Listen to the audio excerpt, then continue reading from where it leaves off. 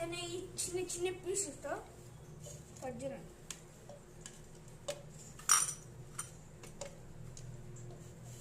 వచ్చింది నాకు రా తెలియదండి. ఆల్రెడీ ఒకసారి 2 సార్లు చేసినావు కదా. అంతే ఓకే, ఫస్ట్ టైం మనం చేద్దాం.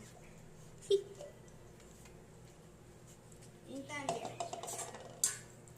పాలు సరిపోయేంత పాలు తీసుకోండి. ఫస్ట్ సెకండ్ షుగర్,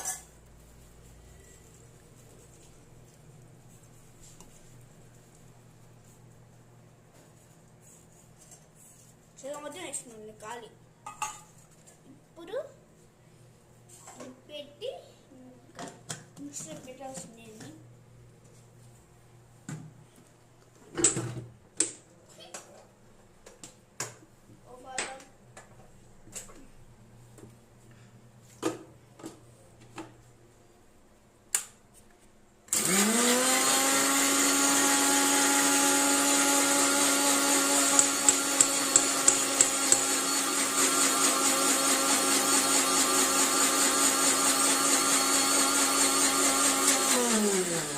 మిక్సీ వేస్తే బాగా వచ్చిందండి.